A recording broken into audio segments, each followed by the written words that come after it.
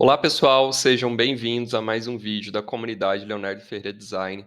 Hoje, em especial, estou trazendo um tema extremamente relevante para todo mundo aqui da comunidade, que é sobre como sobreviver como designer nessa era pós-layoff. A gente coloca pós-layoff porque a gente espera que o cenário melhore. A gente sabe que nos últimos meses nós tivemos várias ondas demissionais acontecendo, e eu recebi mensagens de designers dentro da comunidade, pessoas que mandaram DM no Instagram sobre que tipo de habilidades a gente poderia desenvolver ou como que a gente tem que enxergar essa perspectiva dos desligamentos. A gente sabe que tem muitos motivos por trás disso, cortes, reduções de custos, cenário macroeconômico, mas eu quero trazer uma perspectiva para você, como designer, poder refletir também dentro do seu autoconhecimento a respeito de como você pode tratar e sair dessa situação de uma maneira melhor, de cabeça erguida, seja por um desafio profissional novo, seja para refinar suas habilidades dentro da sua empresa atual, ou seja até para abrir seu próprio negócio. Se nós olharmos pela perspectiva do designer, a gente vai ver que a maior parcela dos designers, eles pensam da seguinte forma: indiferente do framework que você use, você sempre passa por um processo parecido. Tem um processo de empatização, você define um ponto de vista, idealiza como que você imagina que poderia resolver o problema, cria protótipos para tangibilizar aquilo, e a partir disso você testa e tenta ver se aquilo realmente resolve o problema. Caso contrário, você volta nessas etapas do fluxo, vê onde você pode refinar e faz esse processo de forma cíclica, né, como se fosse um cientista mesmo. Mas essas habilidades a gente já usa todos os dias dentro do nosso trabalho.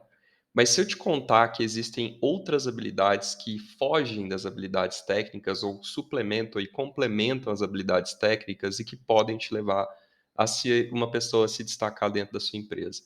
Quando a gente fala sobre a vida em si e o nosso processo de trabalho, se você parar para pensar, existem uma série de habilidades que nós usamos no nosso cotidiano. Obviamente que como designer de um teor técnico, a gente acaba tendo uma ênfase muito grande para as habilidades técnicas, mas existem outros dois conjuntos de habilidade que se somam muito a essa principal, que são as habilidades comportamentais, que a gente também chama de soft skills, e as habilidades gerenciais, que algumas nomenclaturas e literaturas chamam de business skills. E se a gente somar tudo isso, quais seriam as dimensões de cada habilidade, né? Quando a gente pensa nas habilidades técnicas, a gente sabe que são aqueles conjuntos de habilidades que você precisa para executar um trabalho, é para você conseguir exercer a prática de design.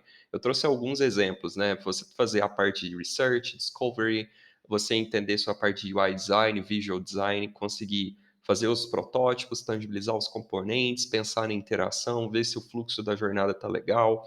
Obviamente que você usa algumas pinceladas daquelas outras dimensões aqui dentro, mas pensando friamente e de forma bem, pura, é basicamente esse o processo que você utiliza. Você soma uma série de habilidades técnicas para fazer seu trabalho. Mas, ao mesmo tempo, a gente executa no nosso dia a dia uma série de habilidades comportamentais e que, às vezes, os designers não estão tão ligados, né. Então, são habilidades que ajudam a gente na execução de qualquer trabalho, em qualquer ambiente, seja no ambiente pessoal, familiar, corporativo, dentro da sua própria empresa, enfim, qualquer contexto. E aqui envolvem habilidades que estão associadas às suas habilidades de soft skills, né, como eu comentei anteriormente. Então, relacionamento interpessoal, habilidade de liderança, autoconhecimento, visão política e influência, resiliência, tenacidade e etc.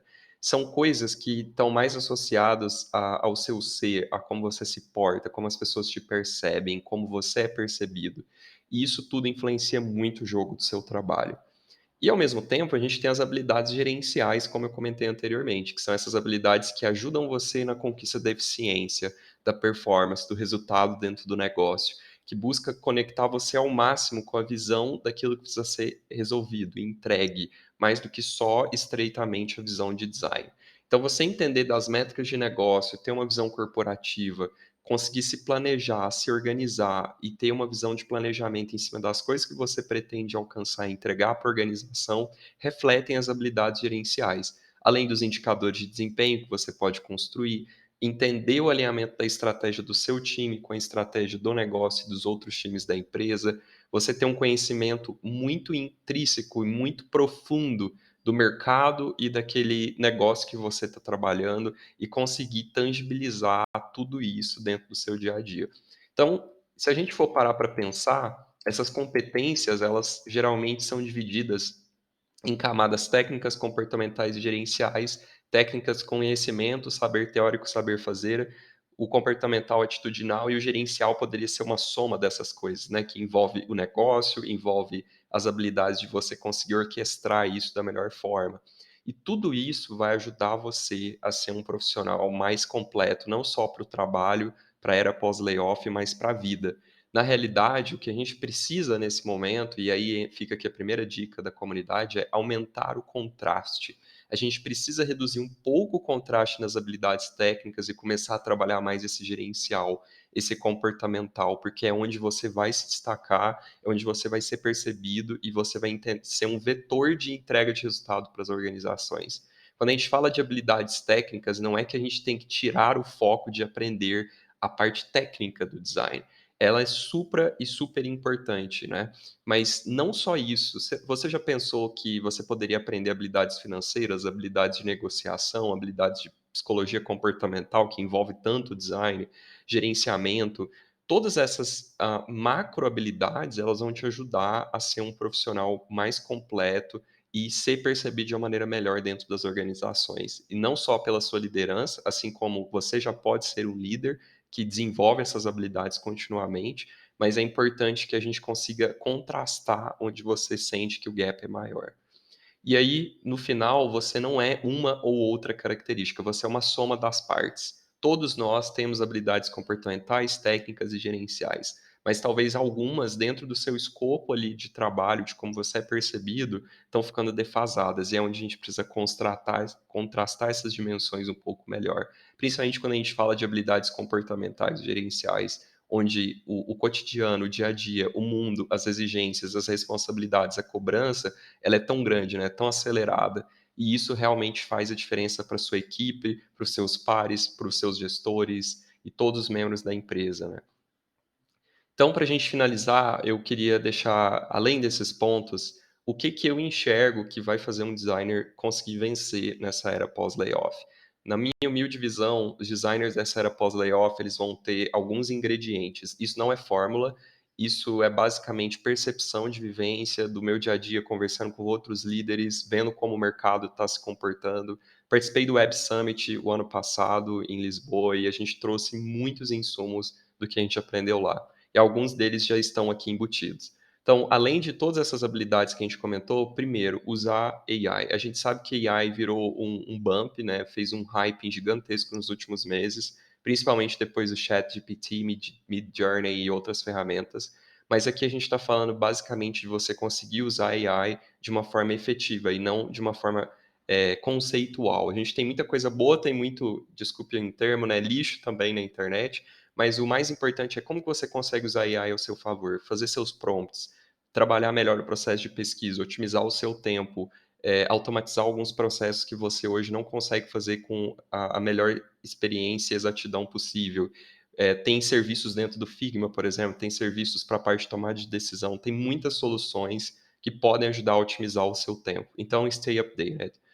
Outra coisa, visão holística. Nessa era pós-layoff, não existe o designer que senta na cadeira, só abre um software e faz prototyping. Óbvio, existem pessoas que são especializadas nisso, existem demandas consultivas que às vezes o seu entregável é esse, mas falando de uma forma ampla, você precisa se conectar com as outras camadas do negócio, entender como o design está influenciando o marketing, a operação, o produto, como que influencia a parte comercial, como é que está a percepção dos clientes, você precisa se envolver com esses outros departamentos. Além disso, ter uma visão mais inspiracional e aspiracional de ser outcome driven e data informed. Não adianta você só ter os dados, se você não consegue se informar por esses dados, extrair valor, extrair inputs relevantes para o seu processo de design, para entregar valor através desses dados.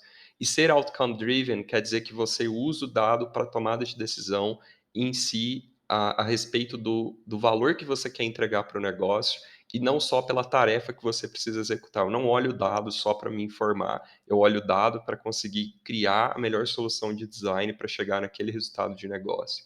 Além disso, uma construção de uma rede ativa de conhecimento e influência. Então, você se considera uma pessoa influente dentro do seu segmento? dentro da sua comunidade, dentro do seu ecossistema na empresa, você consegue criar relações sólidas com outros departamentos, é uma pessoa bem vista pela gestão, precisa desenvolver as outras habilidades. Porque quem não é visto não é quisto, né? Como a gente sempre comenta. Diversificação dessas habilidades gerenciais, comportamentais. Como é que você consegue desenvolver essa visão de o que você precisa melhorar em termos de comportamento, de o que você sente que você é e de como você é percebido, e como que você traz essas habilidades de negócio para dentro do seu processo de design, conectando as métricas, os KPIs, a visão de empresa e, obviamente, se você está num lugar que você enxerga esse potencial de se desenvolver e se conecta genuinamente. E autoconhecimento, eu acho que essa seria a palavra mais importante. A gente está num momento onde pandemia, né, indo para um processo de fim, e a gente enxerga que as pessoas saíram muito, sensíveis desse processo. Então você precisa desenvolver autoconhecimento, para saber o momento de ser vulnerável, o momento que tem que parar, o momento que você precisa pedir ajuda, o momento que você precisa estudar outras coisas. O autoconhecimento é a ferramenta mais poderosa para conseguir fazer você vencer esse processo de layoffs ou de se manter dentro da empresa, seja o risco que você estiver passando, seja o momento que você estiver passando. Nem tudo você vai corrigir dentro da organização. Por isso que essas habilidades comportamentais, gerenciais e técnicas vão formar você para você ser capaz de seguir o mercado, de se desenvolver e ir para qualquer desafio que te chamarem, tá bom? Bom, pessoal, por hoje é isso. Queria só deixar essa mensagem, ó, esses pontos importantes de reflexão. Espero que vocês tenham gostado desse conteúdo. Não deixe de discutir aqui no nosso artigo da comunidade e vejo vocês no nosso próximo vídeo, ok? Grande abraço.